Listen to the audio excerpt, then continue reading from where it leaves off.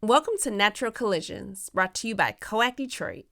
Subscribe to join us every month where we share conversations about the challenges and opportunities in the nonprofit sector, highlighting the voices in nonprofit work in Detroit and Southeast Michigan. We hope you enjoy. You may think you know what nonprofit work is like, but whatever you think, I can assure you of one thing: it's not easy. This is really hard work. This is really good work, but it doesn't mean you always feel super awesome at the end of the day because we're working very, very hard with under-resourced organizations. Passionate nonprofit professionals in Southeast Michigan are doing the necessary work to move our region in the right direction, and they face a lot of barriers. I can't even really explain what it's like when you're a small nonprofit and you're dealing with things like, how do we become sustainable? What does succession look like? What am I doing, legal or illegal, right? Because you don't come in knowing all of the guidelines. You're just trying to feed people or get kids in college or show them how to have a work ethic. Today, you're going to hear the voices of the dedicated people working in the nonprofit sector. These are the voices of the individuals whose work improves the lives of children who are struggling, supports human trafficking survivors, and showcases the talent of Black actors and thespians. They encounter and work toward change for those affected most by society's ills. These are the voices of the people who do the work. Well, good evening. I'm Jean Oberman. My name is Karen Moore. My name is Anjanette Davenport Hatter, affectionately known as AJ. My name is Stephanie Maurice. I'm Abby Adair. My name is Gary Anderson. Asandi Connor. Diane Baldwin. My heart's passion is the justice portion of faith. So I'm the executive director of Operation Refuge in Inkster, Michigan. I am the Campus Community Engagement Coordinator at Oakland University. By trade, I am a medical social worker. I work for Volunteers of America, Michigan. I work at a nonprofit, the Children's Center. Founder and CEO of Say It Right. Director of Annual Giving and Marketing at Focus Hope. I'm the executive director of Sanctum House. I am producing artistic director for Plowshares Theater Company. We are a long-term residential program for adult women victims of human trafficking. We are Michigan's only professional African-American theater. The right thing with the right people at the right time when all of the stars align. Co.act Detroit's mission is very simple: create a neutral space for connection, well-being, self-care, and collaborative action needed to support the phenomenal work of nonprofits like these.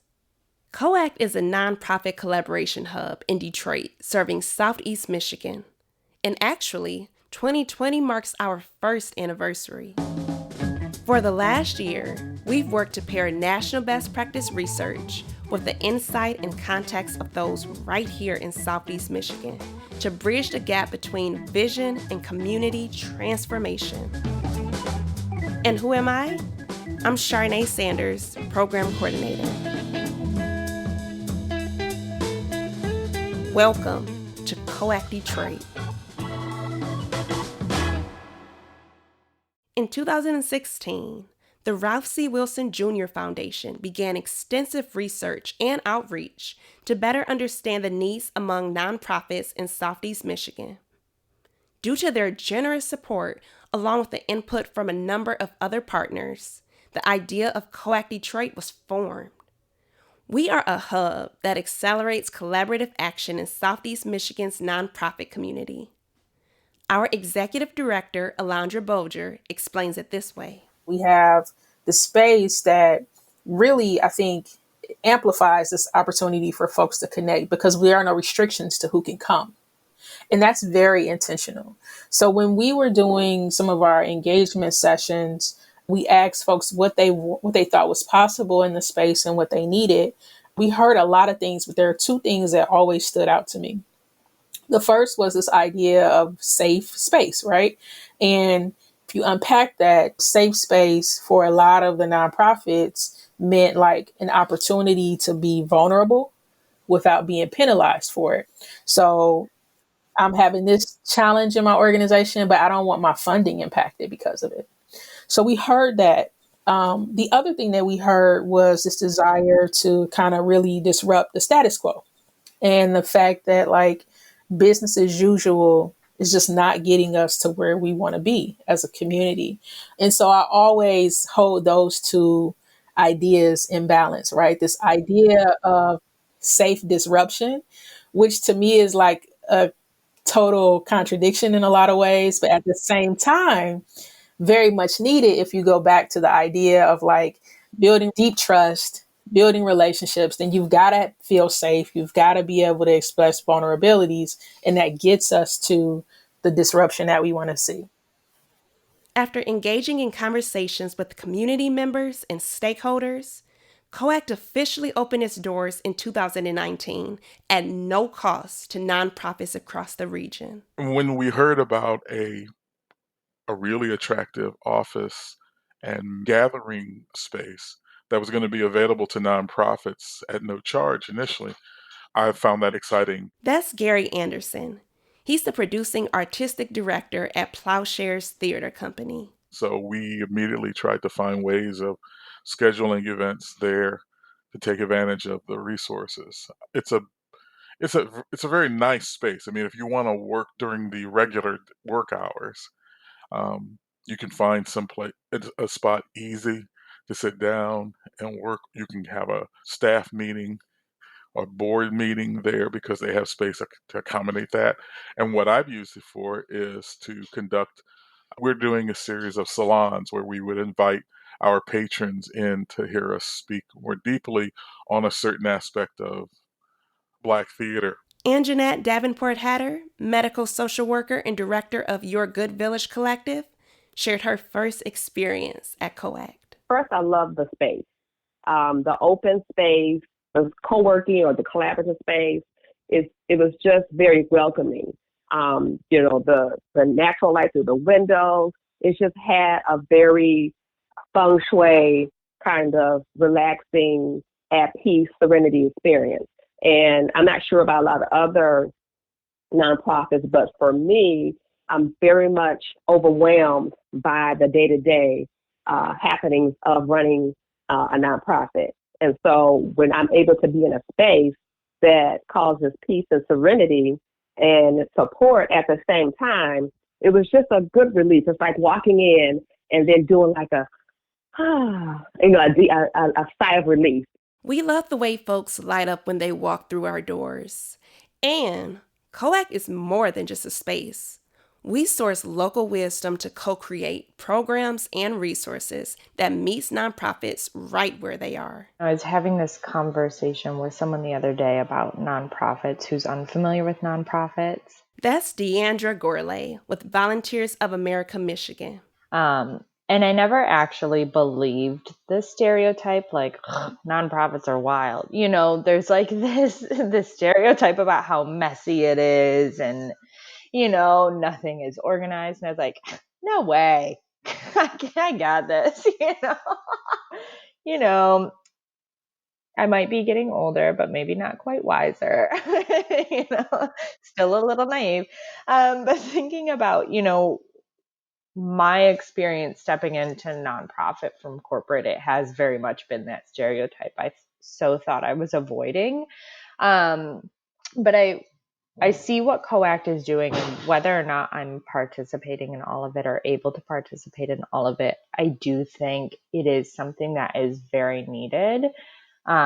Even looking at prior to 2020 and all of the things we're now experiencing, the world needs nonprofits and the world needs advocacy, but there also needs to be someone helping and lending a hand to these people that are doing good and want to continue to do good.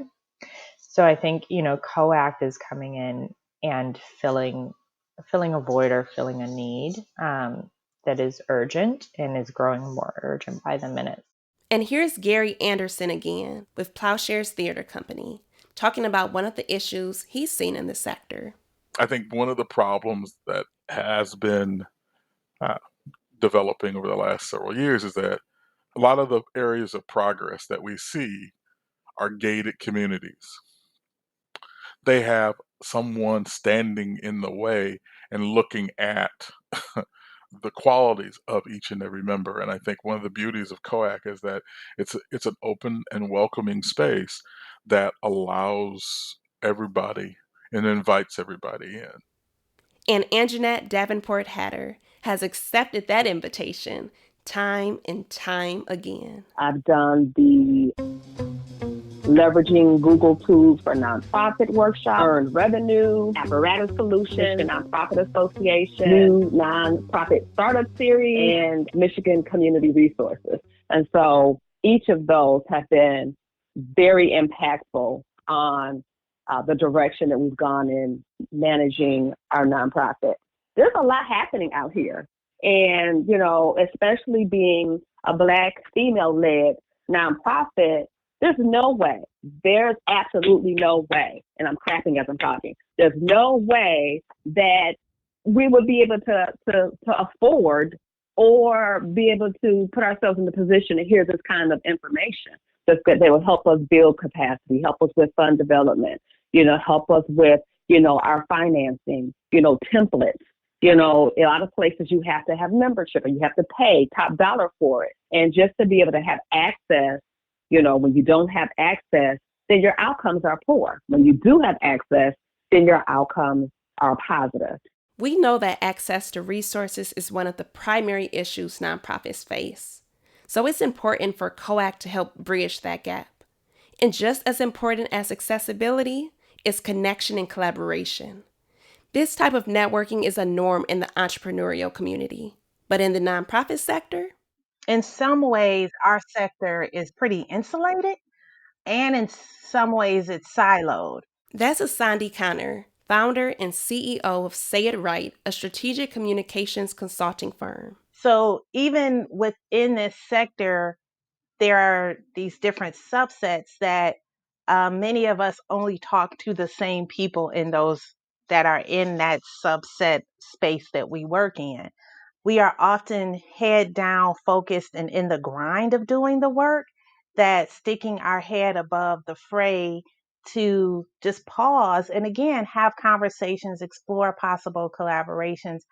I don't know that my observation doing this work is that we don't often do that. And that, I think, is one of the ways where Co.act is priceless, because it gives us a space to do that with some guardrails that are it's programmed, but even just to be able to come and work in the space and not know who you may run into, and those conversations can lead to some collaboration. There is a well-known term we've adopted to describe these chance meetups between nonprofits, the term natural collisions. These are the organic and meaningful connections that happen just by sharing physical space with one another. Co.act is meant to be a place for collisions like these to fruit and flourish.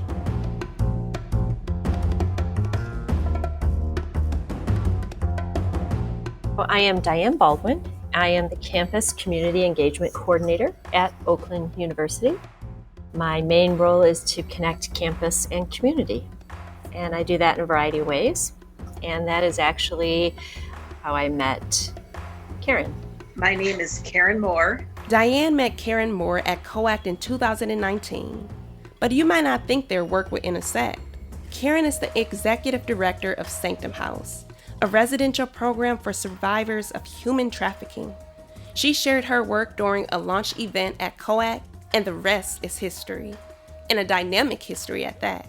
When I was there, a woman from Oakland University was there in the audience. She came up to me and said, Karen, this is in line with the mission of Oakland University, and it's Diane Baldwin. And she said, I'd like to open up some meetings to see how we could collaborate together. And I said, great. The one presentation I did at Co.act opened up a whole door to Oakland University, which is incredible because the number of people we've touched since that one relationship that formed is incredible. Before she knew it, Oakland U communication students were advising Sanctum House on social media strategy. And during National Human Trafficking Awareness Month, Karen and a Sanctum House resident spoke at Oakland University about their work and experiences. What is not always, but very common, is there will be somebody in the audience that will say, I am her. And when we were there at Oakland University, a father got up on the microphone and just started crying and said, I just saved my daughter from the life. And I looked down and she was sitting there. She was crying. And Paige, our resident, got up and went down and hugged her and said, you can make it, you can do it. Nonprofit work is critical to realizing the change our communities need to thrive. This is hard work. It's inspiring and all the while exhausting.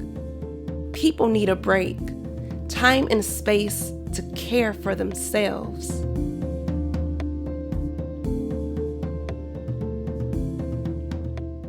Abby Adair, Donor Relations Manager at the Children's Center of Wayne County, talks about how the issues of the people we serve can affect our own mental health. Sometimes in my job, I'm interviewing clients to share their stories. Like yesterday, I interviewed a young man who is in the foster care system. He's had a lot of family trouble, and I taken his story to share with others, but that itself, like hearing what the trauma that someone else has been through can be really hard. It's called secondary trauma.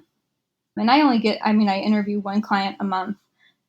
So for the people who do that every day, multiple times a day in therapy sessions, it's even more important that they are taking care of themselves. And often in the nonprofit sector, when I was getting my master's in social work, they talk about it all the time. But, they say you have to take care of yourself, you have to do all these things, but then they don't give you the time or the money or the resources to actually get it done.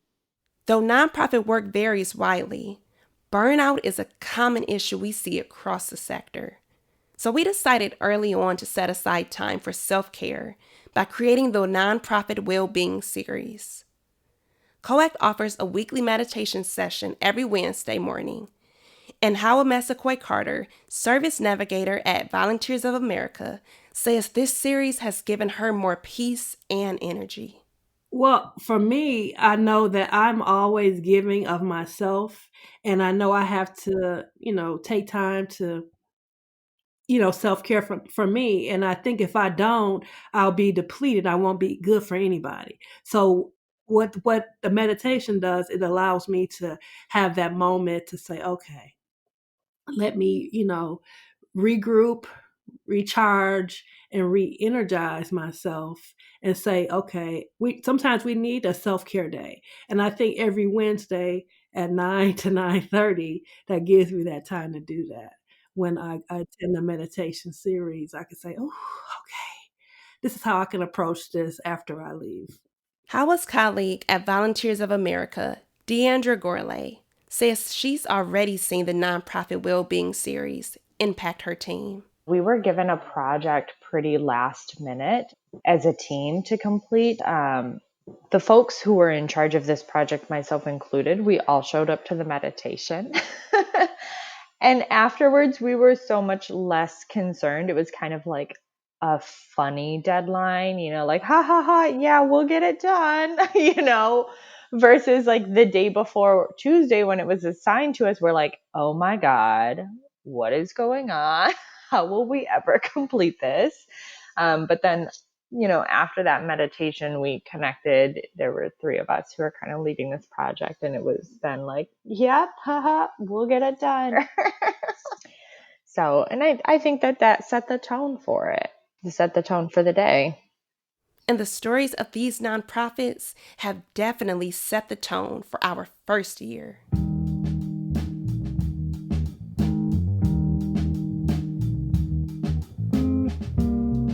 As Co.act celebrates its first anniversary. I kind of can't believe that they've only been open for a year, because it seems like already such a integral part of our local ecosystem of impact organizations, which is pretty awesome. We are so grateful to our supporters and the people from across the nonprofit sector who have visited, connected, and been transformed by the space. I think their mission is remarkable. I would congratulate them on actually doing something so simple that is so critical, of being an open space available to the nonprofit world. Job well done. They're clearly doing something right. Thank you. It has been a phenomenal year of learning and growing and connecting and sharing and collaborating. And I know that this is only the beginning, and it's just so much more greatness is in store. We are excited to embark upon another year to work, learn, care for ourselves, and take collaborative action together at Co.act.